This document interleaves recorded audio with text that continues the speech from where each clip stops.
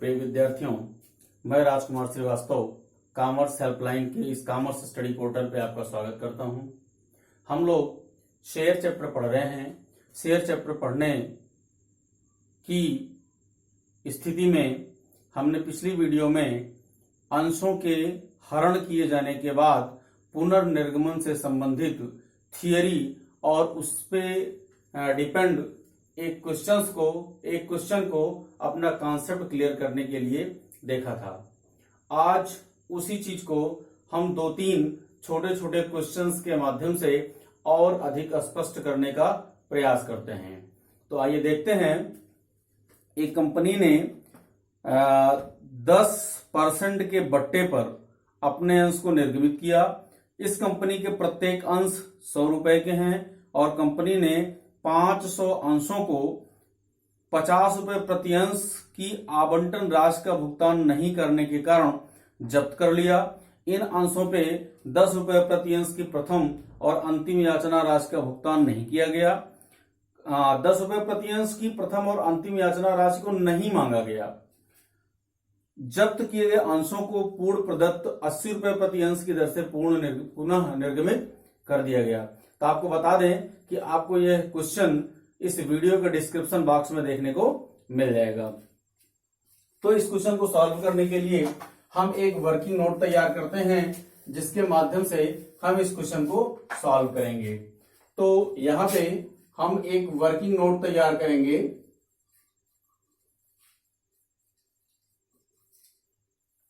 Company ने shares को issue किया है। नंबर ऑफ शेयर्स जो इशू किए गए हैं वो हैं 500 शेयर्स।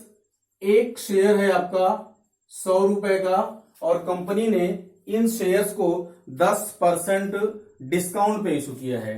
तो यहां पे 100 का 10% 10 रुपीज हो जाएगा, तो -10 कर देंगे। मींस कंपनी ने 90 रुपए पर शेयर के रेट से इसे इशू किया। इस पे जो अमाउंट कंपनी ने ड्यू किया होगा, application allotment first and final call, इस तरह से बनाया है। इसने बताया कि यहाँ पे अलॉटमेंट का 50 रुपया पेमेंट नहीं हो पाया। मींस अलॉटमेंट पे 50 रुपीज की कॉल की गई थी, जिसे पेमेंट नहीं किया गया, और 10 रुपए फर्स्ट एंड फाइनल कॉल का है, जिसे कॉल ही नहीं किया गया। मींस कंपनी ने इसे मांगा ही नहीं है। तो हम देखते हैं, तो इस कंपनी के पास जो अमाउंट आया है उसमें एप्लीकेशन का अमाउंट कितना होगा, तो इसकी जो फेस वैल्यू है 100 रुपीज रख देंगे। तो 5 और 1 10, 50 प्लस 10 60 हो जाएगा। मींस यहां पे 40 रुपीज हमारा एप्लीकेशन का होगा।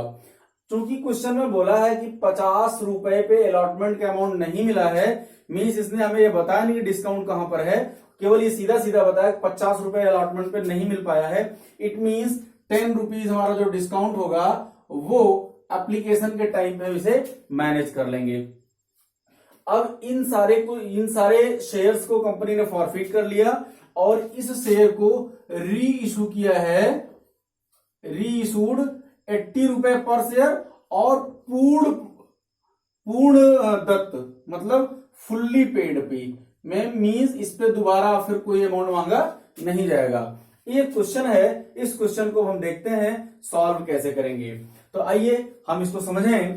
तो सबसे पहले तो हम देखते हैं कि कंपनी ने जो शेयर को इशू किया होगा, तो वहां पे 30 रुपए पर शेयर के हिसाब से कंपनी को मिल सका होगा। 10 रुपीज कंपनी ने डिस्काउंट दे दिया होगा एप्लीकेशन के टाइम पे ही। तो एक रफ आइडिया के रूप में हम देख लेते हैं कि जब हमें एप्लीकेशन के अमाउंट मिला रहा होगा तो वहां पे क्या एंट्री हुई रही होगी, वो हुई रही होगी bank account debit discount on issue of shares account debit to share application account. क्या ये एंट्री आपको लगता है कि ये एंट्री आपकी सही होगी? यहां पे जब हमें अमाउंट मिलता है एप्लीकेशन के टाइम पे, फिर वहां हमें डिस्काउंट शो नहीं करना होगा, क्योंकि हम डिस्काउंट को शो तब करते हैं जब हम अमाउंट को ड्यू करते हैं। तो मिलने के टाइम पर डिस्काउंट नहीं दिखाना है, सिर्फ जितना अमाउंट हमें मिला होगा सिर्फ उस अमाउंट को ही हमें यहाँ पे शो कराना होता है। ये डिस्काउंट मैंने आपको सिर्फ इसलिए लिख दिया कि आप देख लें कि अगर मन में ऐसी बात आती है तो ऐसी गलती हम ना करें। तो यहाँ पे इस डिस्काउंट को हम क्या करेंगे, हटा देंगे। हमें यहाँ पे 30 रुपए पर शेयर के हिसाब से यहाँ पे मिल जाएगा। तो हम मल्टीप्लाई कर दें 500 मल्टीप्लाई बाई 30, क्योंकि 10 रुपीज हमारा डिस्काउंट हो जाएगा। मीन्स यहाँ पे 15,000 रुपीज हमें एप्लीकेशन के टाइम पे मिल सका है। इस चीज को हम ध्यान रखेंगे। अब हम अलॉटमेंट के अमाउंट को ड्यू करेंगे। अलॉटमेंट के अमाउंट को जब हम ड्यू करेंगे तो वहां पे हम एंट्री करेंगे share allotment account debit to share capital account, simple सी बात है। और वहां पे अमाउंट जो हो जाएगा वो 500 शेयर्स पे 50 रुपीज के हिसाब से, मीन्स 25,000 रुपीज अलॉटमेंट पे ड्यू किया गया होगा, जो कि हमें नहीं मिल सका। तो ये रही इस क्वेश्चन की प्री नॉलेज, जिसके बाद हम इसके फॉरफीचर का काम सीधे देखेंगे। तो हमने बताया है कि जब भी हम इस शेयर को फॉरफीट करेंगे तो वहां पे हम सीधे सीधे शेयर कैपिटल अकाउंट को डेबिट करेंगे। तो इसको सॉल्व करने के लिए जो हमारी एंट्री हो जाएगी वो हो जाएगी शेयर कैपिटल अकाउंट डेबिट। तो कब कितने शेयर्स को हम फॉरफीट कर रहे हैं, सिंपल सी बात है, हम 500 शेयर्स को फॉरफीट कर रहे हैं। लेकिन देखने की बात यह है कि शेयर पे कॉल कितना किया गया है। तो कॉल करने की बात करें तो 40 प्लस 50 मीन्स 90 रुपीज की केवल कॉल की गई है, 10 रुपीज कॉल नहीं किए गए हैं। इसलिए जब हम इसको फॉरफीट करेंगे तो वहां पे हम मल्टीप्लाई करेंगे 90 से, ना कि 100 से। तो ये 90 से अगर मल्टीप्लाई कर देंगे तो हमारा हो जाएगा 45,000, means share capital account debit हमारा हो जाएगा 45,000 के लिए। चूंकि यहां पे आप देखें तो डिस्काउंट भी है, और डिस्काउंट जब हमने इस शेयर को इशू किया था तो डेबिट किया था। अब जब हम फॉरफीट करेंगे तो डिस्काउंट को वहां पे हम क्रेडिट करेंगे। इस चीज को हमें विशेष रूप से ध्यान देने की आवश्यकता है। तो सबसे पहले हम देखेंगे जो अमाउंट हमें नहीं मिला है, जहां पे कॉल्स इन एरियर हुई है, उसे हम क्रेडिट करते हैं। तो पोर्शन है हमारा to share allotment account. Allotment पे हमें कितना अमाउंट नहीं मिल सका है ये कैलकुलेट हमने किया था, मीन्स हमें अलॉटमेंट पे 25,000 नहीं मिल सका है। फिर हमने बताया था डिस्काउंट जितनी हमारी हुई है उस डिस्काउंट को भी हम यहाँ पे क्या करेंगे, क्रेडिट करेंगे। यहाँ पे कर देंगे to discount on issue of shares account. यहाँ पे अब हमें हमारे देखने की बात यह है कि डिस्काउंट के अमाउंट हुआ कितना होगा। तो जाहिर सी बात है 500 शेयर्स हमारे हैं और 10 रुपीज डिस्काउंट है, मीन्स 5,000 रुपीज हमारा डिस्काउंट का हुआ रहा होगा। तो यहाँ पे लिखेंगे हम to discount on issue of shares account debit, sorry to discount on issue of shares account 5,000। फिर जो अमाउंट हम इसमें फॉरफीट करेंगे उसको दिखाते हैं। तो यहाँ हो जाएगा टू फॉरफीटेड शेयर्स अकाउंट। तो फॉरफीट कितना कर रहे हैं वो भी हम देख लेते हैं। 500 शेयर्स पे केवल हमें एप्लीकेशन के अमाउंट रिसीव हो रखा है, वो भी केवल 30 रुपीज के हिसाब से। तो इसको मल्टीप्लाई कर दें तो 15,000 रुपीज हमें यहाँ पे ऑलरेडी गेन हो चुका है, जिससे हम इस क्वेश्चन में फॉरफीट करेंगे तो 15,000। अब यहाँ पे हम देख लेते हैं कि हमारी एंट्री का अमाउंट बैलेंस कर रहा है कि नहीं कर रहा है। 25,000 और ये हमारा 5,000 30,000 और 15,000 हो जाएगा हमारा 45,000, जो कि बिल्कुल टैली कर रहा है डेबिट से। मीन्स हमारी एंट्री अमाउंट के मामले में बिल्कुल सही है। बाकी ये एंट्री आपको याद होनी चाहिए, बिना याद किए आप इस क्वेश्चन को सॉल्व नहीं कर सकेंगे या फिर समझ के काम कर सकते हैं। तो ये हमारा प्रोसेस रहा कि इस क्वेश्चन में 500 शेयर्स को हम फॉरफीट कर रहे हैं तो क्या एंट्री करेंगे। इसका नेक्स्ट प्रोसेस है री इशू।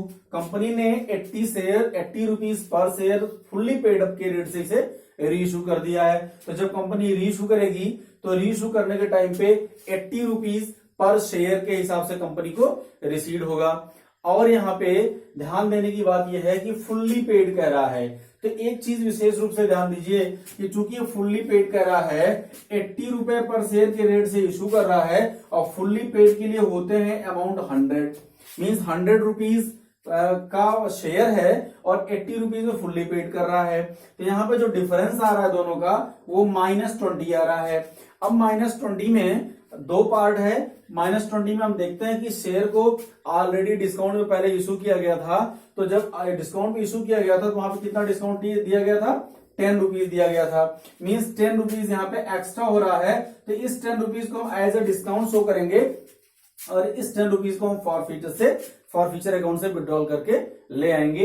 इस चीज को यहाँ पे ध्यान देने की आवश्यकता है, क्योंकि इसने जितनी डिस्काउंट दी थी उससे ज्यादा डिस्काउंट दे रहा है, क्योंकि फुल्ली पेड अप बना दे रहा है।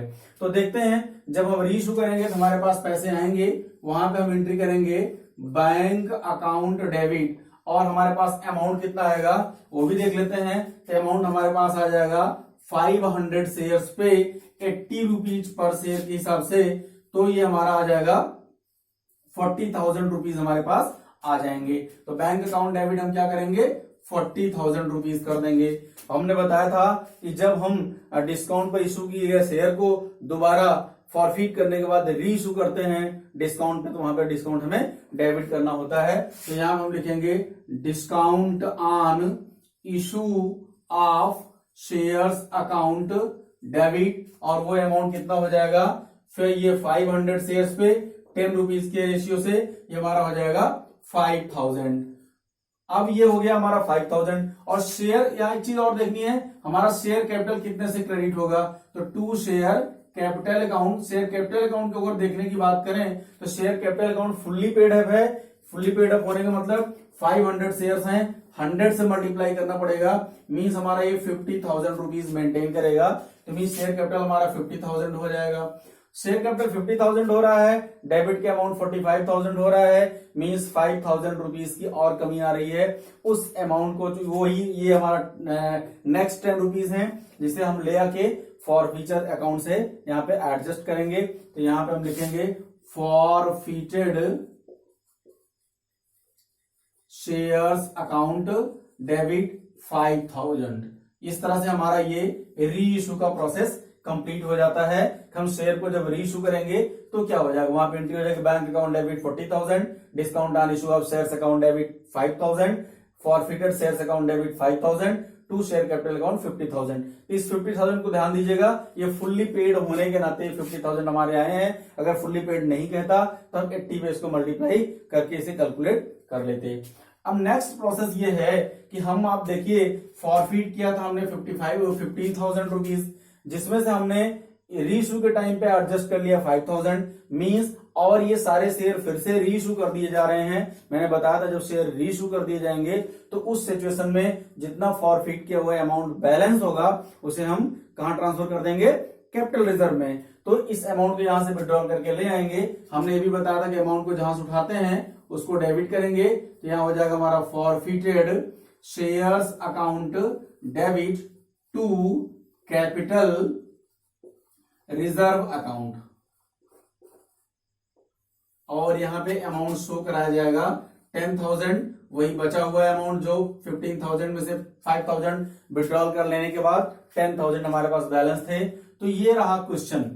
इस क्वेश्चन का सॉल्व मींस, फिर से देख लेते हैं, कंपनी ने 500 शेयर्स को इशू किया था, जिसपे हमारा 40 रुपीज एप्लीकेशन का रहा होगा। इसे भी हमें मैनेज करना पड़ता है वर्किंग नोट, क्योंकि क्वेश्चन में बहुत ज्यादा वर्किंग नोट के बारे में केवल हमें इंफॉर्मेशन मिली होती है, वर्किंग नोट हमें बनानी पड़ती है। तो वर्किंग नोट के बारे में, वर्किंग नोट में केवल हमें इतनी इंफॉर्मेशन दिया है, 500 शेयर है, 100 रुपीज का शेयर है, 10% डिस्काउंट है, मीन्स 90 रुपीज भी इशू किया है इसने, और 50 रुपीज हमें अलॉटमेंट पर नहीं मिल सका है, तो अलॉटमेंट का 50 माइनस किया। अगली इंफॉर्मेशन दिया, फर्स्ट एंड फाइनल कॉल के 10 रुपए उसने कॉल ही नहीं किया है, तो उसे भी हमने दिखा दिया। अब बैलेंस हमने कैलकुलेट कर लिया एप्लीकेशन पे। और चूंकि डिस्काउंट दिया था, डिस्काउंट के बारे में इंफॉर्मेशन नहीं दिया, सिर्फ ये बताया कि अलॉटमेंट पे 50 रुपीज नहीं मिले हैं, तो या तो हम इसको 60 कर सकते थे या हम इसे 40 कर सकते थे। तो हमने इसको 40 कर लिया और 10 रुपीज यहाँ पर डिस्काउंट हमने शो कर दिया। तो एक छोटा सा क्वेश्चन था जिसमें आपने री इशू के प्रोसेस को बिल्कुल अच्छे तरीके से समझ लिया है, तो इसे आप अपनी कॉपी में नोट कर लेंगे। एक दूसरा क्वेश्चन हम देखते हैं जिसे सॉल्व करेंगे हम।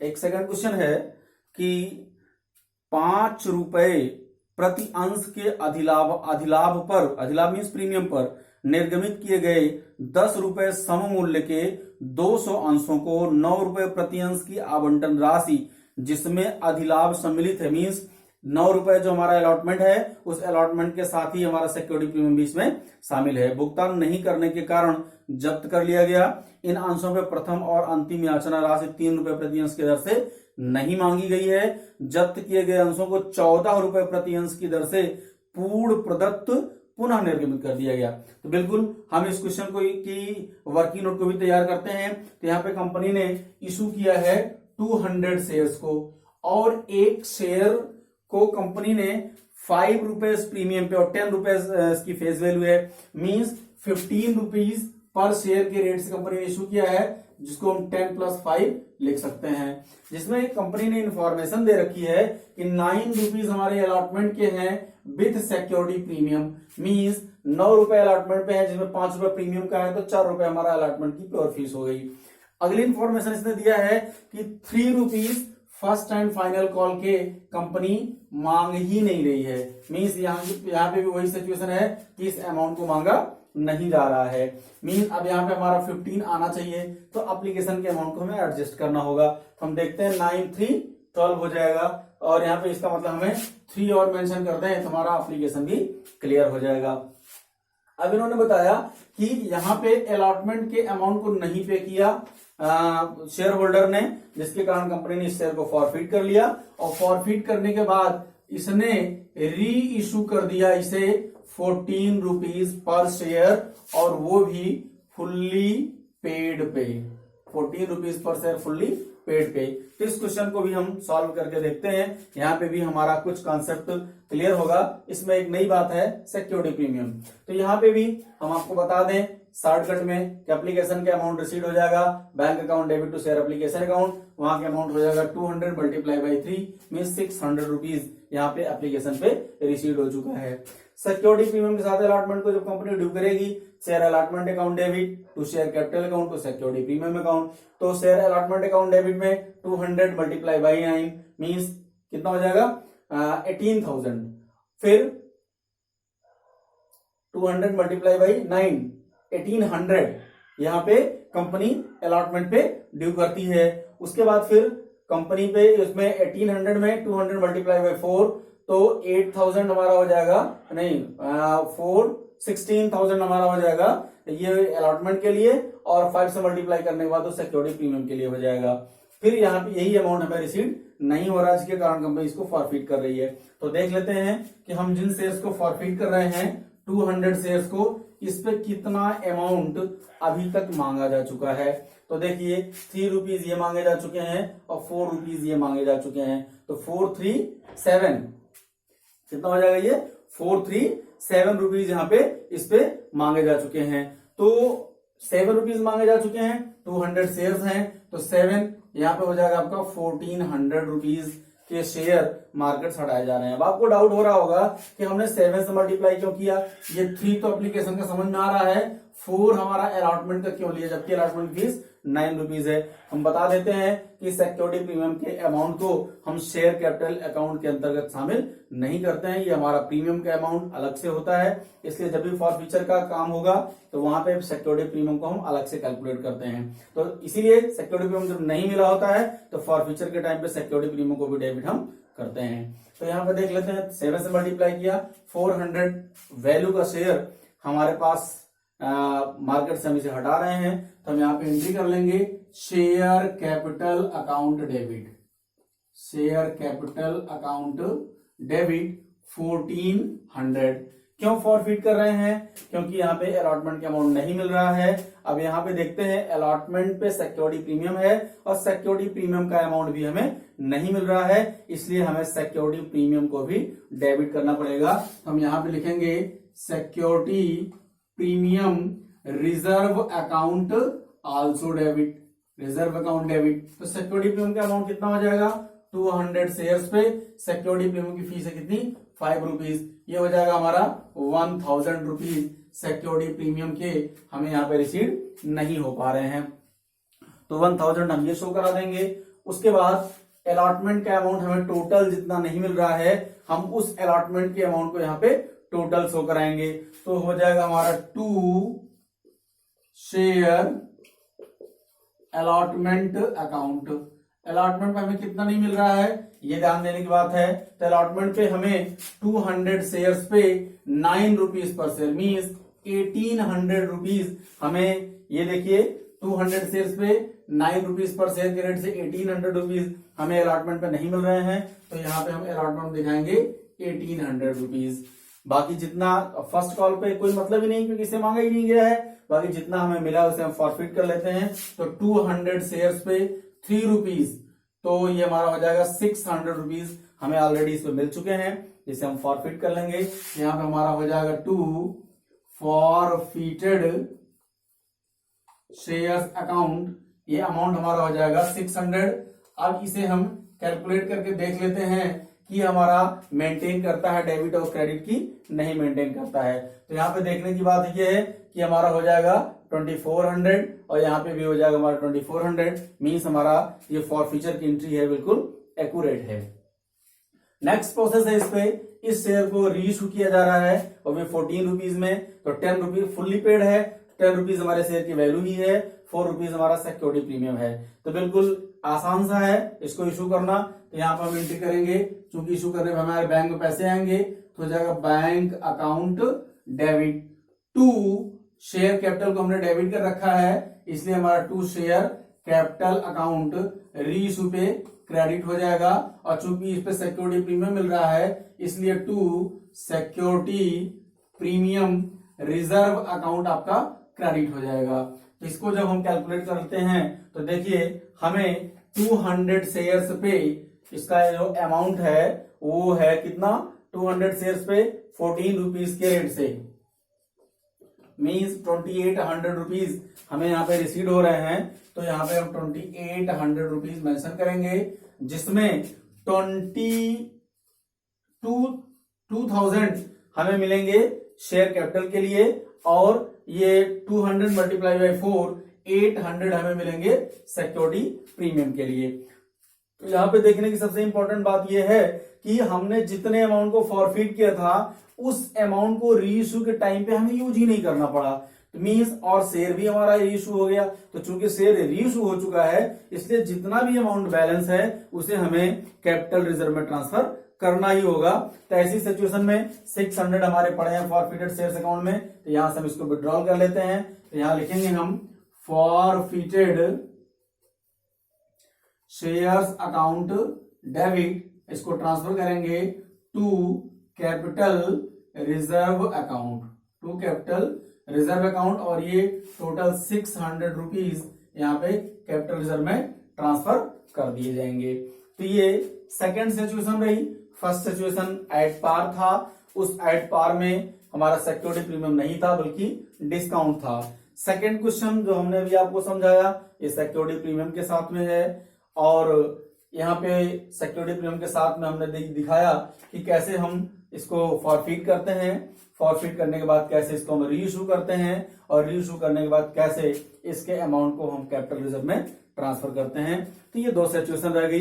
पहला हमारा डिस्काउंट के सिचुएशन आपने देख लिया, सेकंड सिचुएशन आपने प्रीमियम का देख लिया। एक थर्ड सिचुएशन पे हम और आपसे बात कर लेते हैं, वो हो जाएगी एट पार।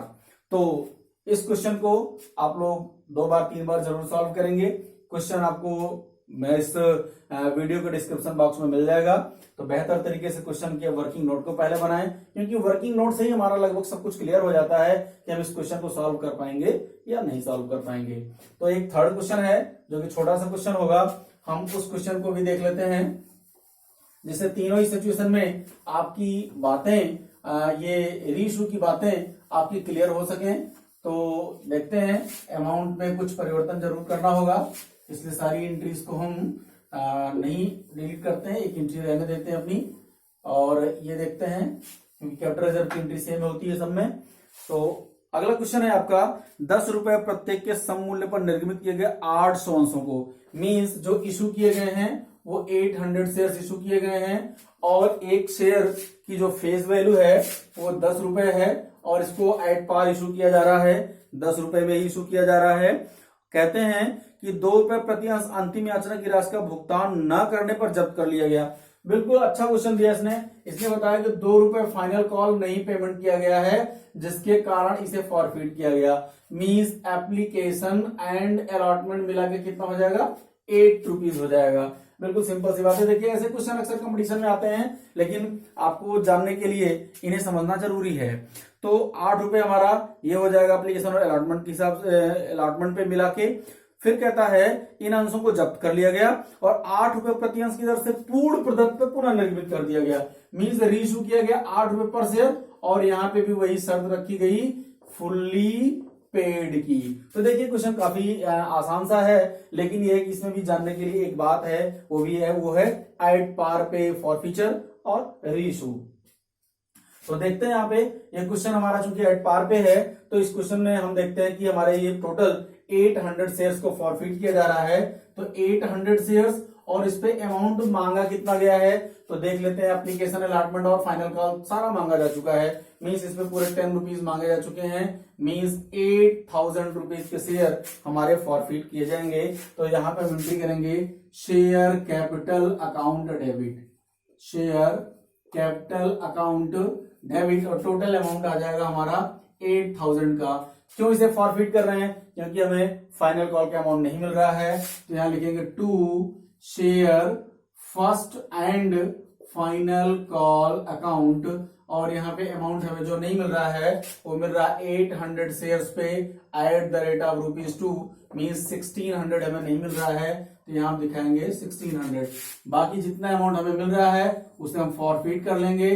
तो हमारा हो जाएगा टू फॉरफिटेड शेयर्स अकाउंट। कितना अमाउंट हमारा फॉरफिट हो रहा है, 800 शेयर्स पे एप्लीकेशन और अलॉटमेंट मिला के 8 रुपीज मींस 6400 हम फॉरफिट कर ले रहे हैं। तो 6400 जैसे ही मेंशन करते हैं हमारा डेबिट और क्रेडिट का टोटल सेम हो जाता है। और फिर इस शेयर को रीइश्यू करने की बात कर रहा है 8 रुपीज फुल्ली पेड पे। मींस इस शेयर को जब हम रीइश्यू करेंगे तो 800 शेयर्स को अगर हम रीइश्यू करते हैं 8 रुपीज में, तो 6400 हमें यहाँ पे मिल सकेंगे। उसके लिए हम एंट्री करेंगे, यहाँ पे हमारा हो जाएगा बैंक अकाउंट डेबिट 6400।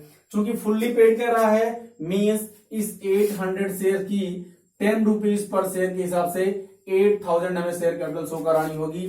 तो यहां पे लिखते हैं हम to share capital account. Share capital account fully paid है, तो यहाँ पे हमारा 8000 हो जाएगा। देखिए डिफरेंस आ रहा है, तो 8 रुपीज और 10 रुपीज मीन्स डिफरेंस आ रहा है 2 रुपीज का। मीन्स 800 शेयर्स पे 2 रुपीज कम मिल रहे हैं, और इस 2 रुपीज को टोटल हम फॉरफीचर से विड्रॉल करके लाएंगे।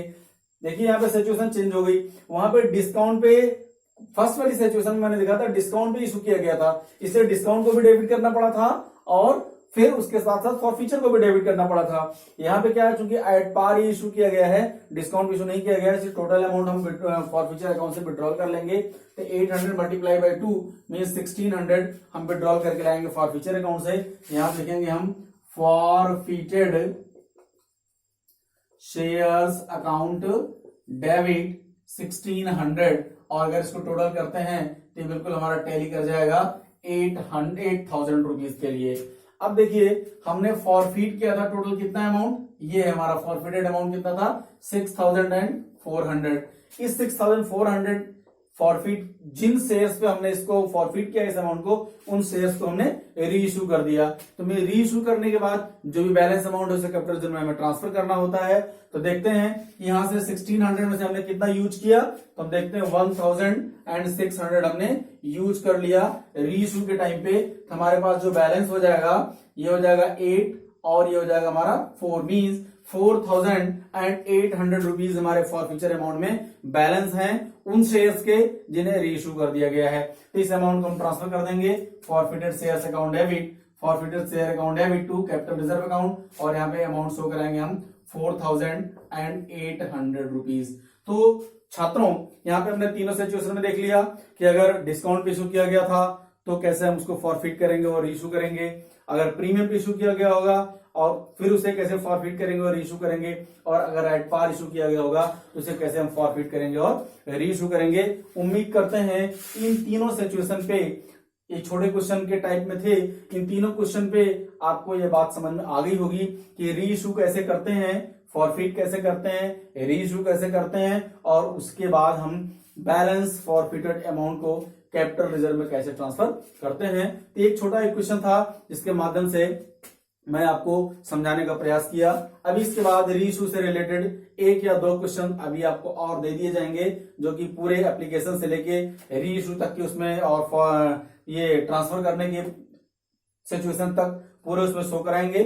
उसके बाद फिर हम इसके नेक्स्ट टॉपिक पे चर्चा करेंगे, जो होगा issue of share other than cash. धन्यवाद।